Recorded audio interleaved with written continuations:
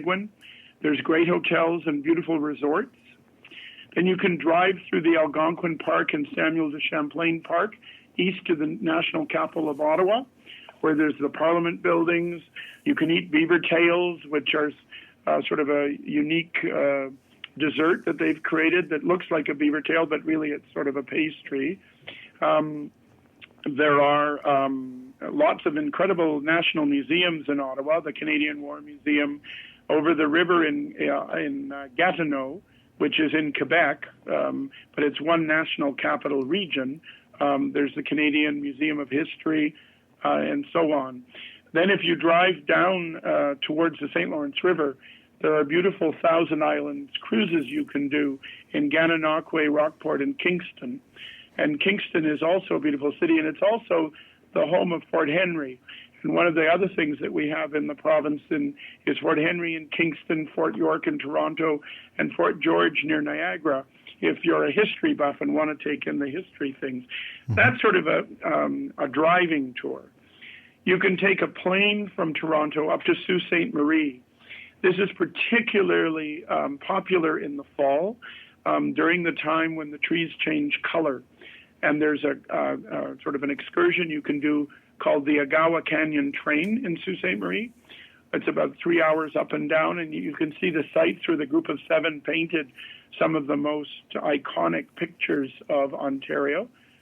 And in the fall, of course, we get enormous volumes of tourists from China and South Korea and all over the world to see the maple red color.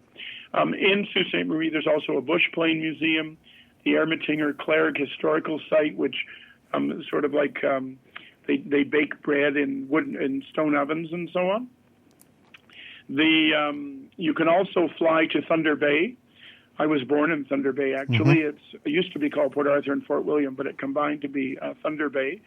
A lot of motorcycle enthusiasts and drivers of cars also like to drive from Sault Ste. Marie to Thunder Bay because you get great views of Lake Superior.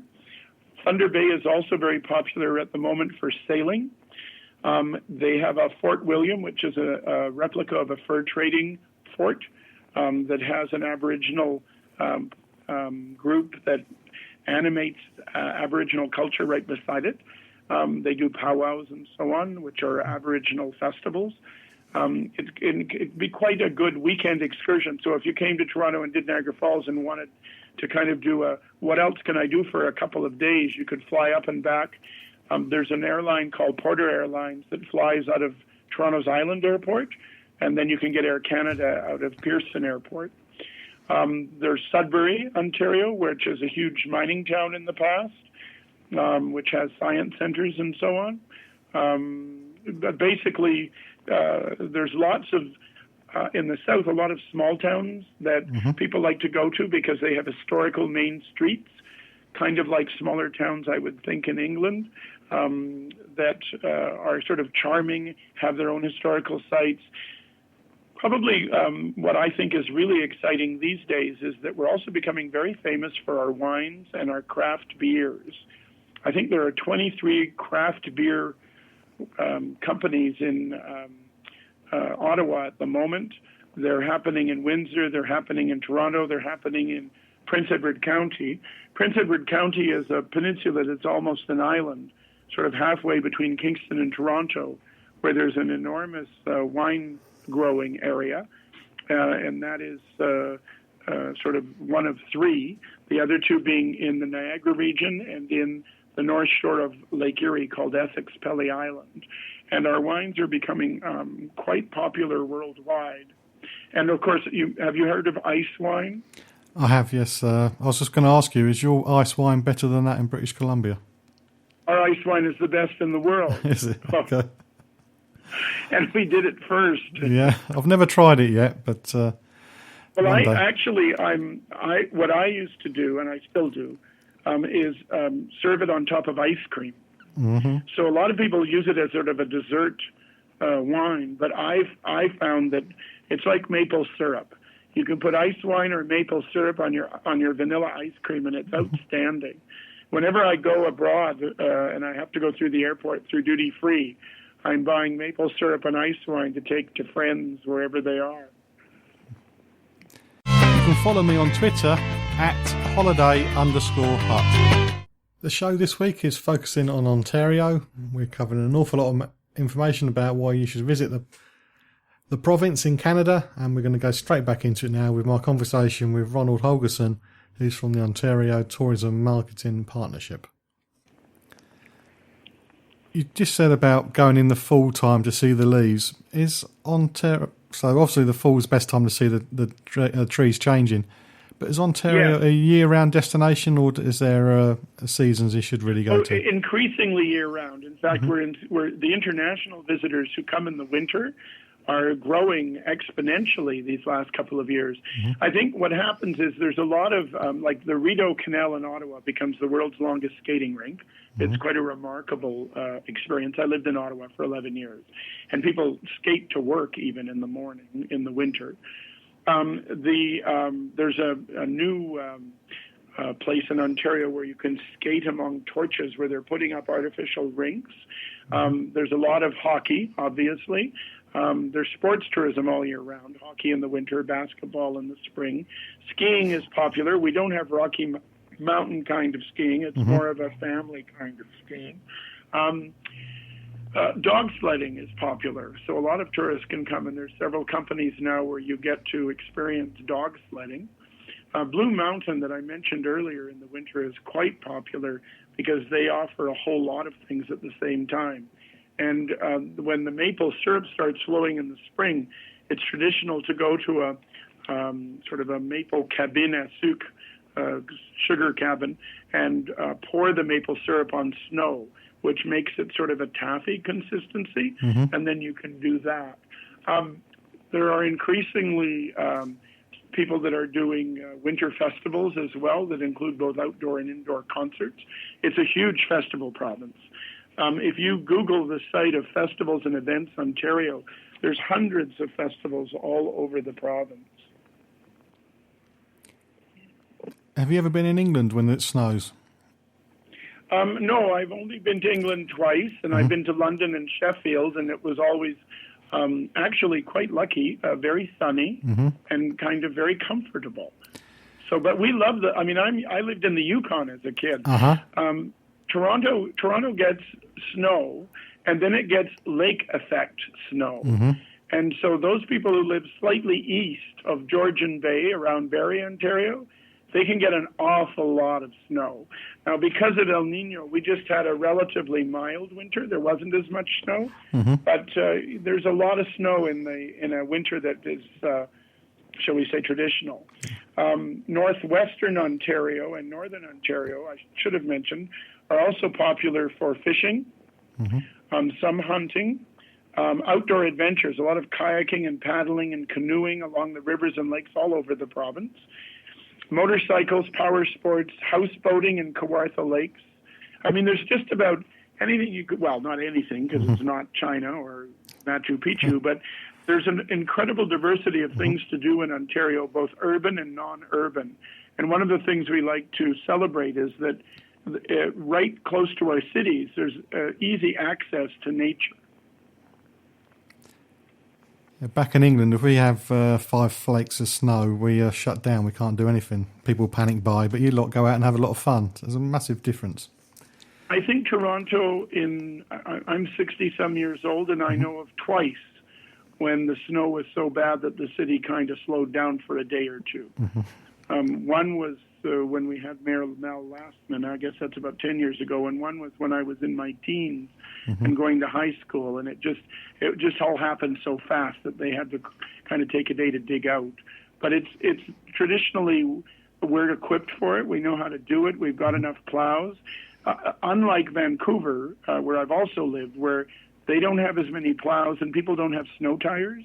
And so when it snows in Vancouver and it's hilly, you could be sliding a lot. Whereas people do salting and sanding of the highways. There are fleets of graders ready to get rid of the snow very quickly. If you live on a small side street, it might take an extra day. People all have shovels and snow blowers, and there's kind of a camaraderie after a snowfall where all the neighbors are out with their snow blowers, and if you have an elderly person, they'll help them. And then there's snowball fights and all those kinds of things. Yeah. I mean, winter is actually fun. I find that, but it is an outdoors kind of fun. The alternative is that after skiing, you're sitting by the fire in a luxurious kind of resort living room, sipping the wine and feeling all warm and toasty after a day on the slopes. So I think we actually manage winter very well. You have to come over and teach us how to do it, because we definitely need the help. You can keep up to date with travel news and leave me a message at facebook.com/John Guinn Travel Show. Ontario borders onto the USA. It's near the Great Lakes, so you've got Chicago as an alternative destination, or New York for Niagara Falls.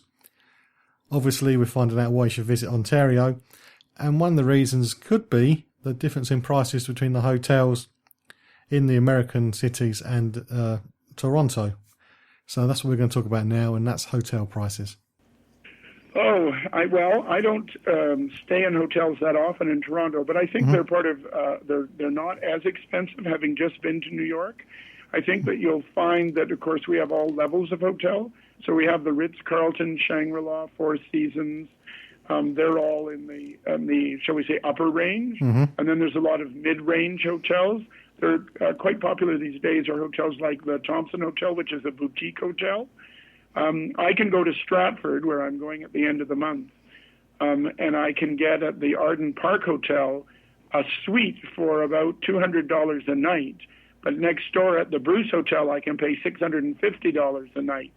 And the service is comparable. It's not, but the rooms are more luxurious, obviously, at the Bruce Hotel, and a bit larger and so on. So I think I would say, though, that compared to, and I've traveled a bit to the major cities of the world, Toronto is very affordable. We also have the advantage right now of the value of our dollar being about 70 cents to the American dollar, which is making us a very affordable destination yet again. So when we travel from the UK, are there direct flights, and how long does it take to get from London to?